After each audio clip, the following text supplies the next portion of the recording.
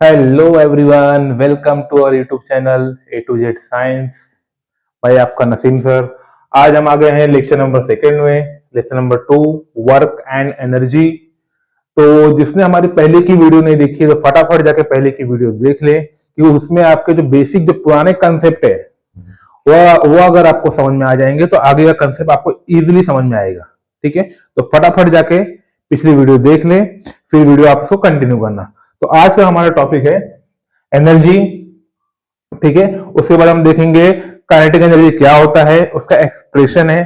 ठीक है, वो हम देखेंगे। ठीक है, तो स्टार्ट करते हैं। सबसे पहले क्या है एनर्जी का डेफिनेशन। तो क्या है energy? The capacity of body, the capacity of a body to perform work.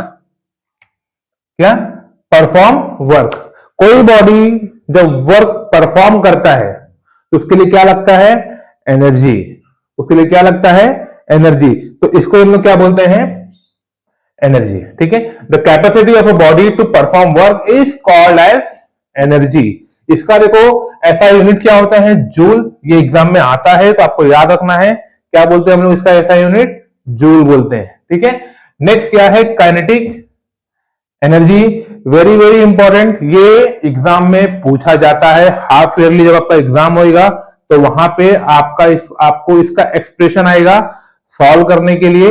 3 marks के लिए तो बहुत आसान है। मैं आपको यहाँ पे मैंने सॉल्व करके लिखा हुआ है, मैं आपको तो अच्छे से समझा दूंगा तो आपको एग्जाम में लिखने के लिए आसानी होगी। ठीक है, तो सबसे पहले डेफिनेशन क्या है, डेफिनेशन देख लेते हैं हम लोग। Kinetic energy, the moving object has some energy.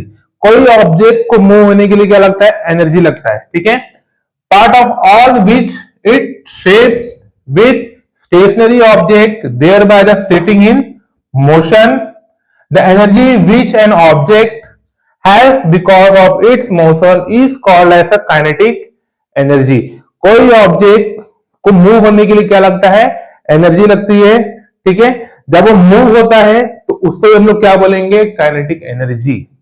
क्या बोलेंगे? बड़ा सिंपल आसान भाषा में, कोई ऑब्जेक्ट क्या है? रेस्ट पोजीशन पे है, उसको मूव होने के लिए क्या लगता है? एनर्जी लगता है।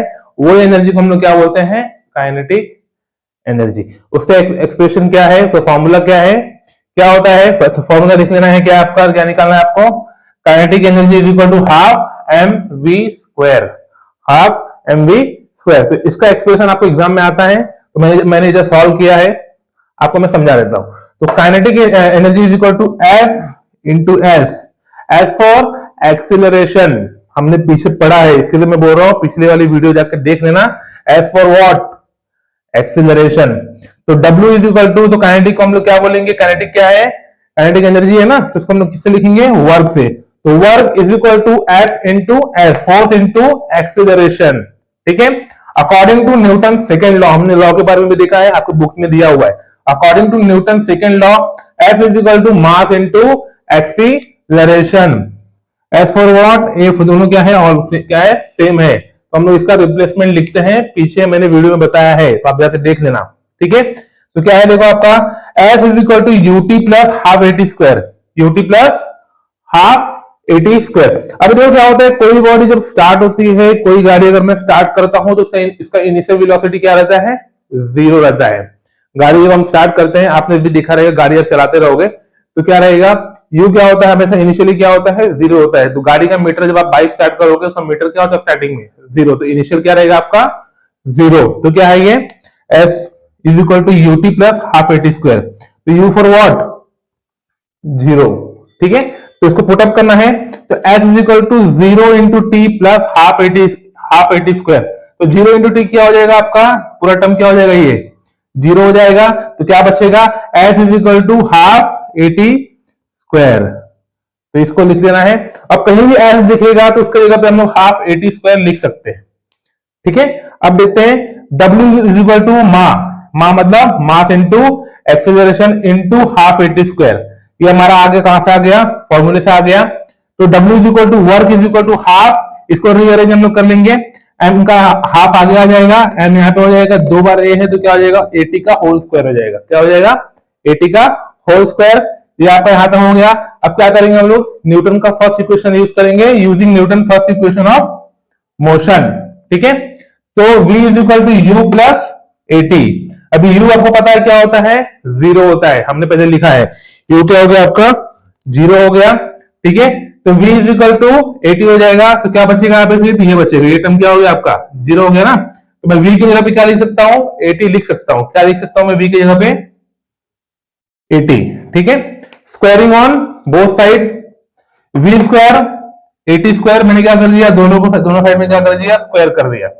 ठीक है, तो W is equal to half m v square using equation 3 and 4 मैंने लिखा है उधर। ठीक है, तो द काइनेटिक कैसा है, v is equal to u plus a t आपका हो गया। तो v u क्या होता है आपका, पूरा टर्म जीरो होता है। ठीक है, तो v इज इक्वल टू क्या बचेगा आपका, एटी बचेगा। मैं क्या करूंगा, स्क्वायरिंग ऑन बोथ साइड, तो क्या हो जाएगा, v square is equal to a t square. तो W is equal to half m v square using 3 and 4। The kinetic energy gain by an object, तो kinetic energy is equal to क्या होता है, W होता है, हमने पीछे लिखा था। तो work is equal to kinetic energy. अब कोई भी वर्क करूंगा तो इसमें क्या लगेगा, एनर्जी लगेगा। तो kinetic energy is equal to half m v square. ये आपका फॉर्मूला रेडी हो गया। तो नेक्स्ट आपका क्या है, पोटेंशियल एनर्जी।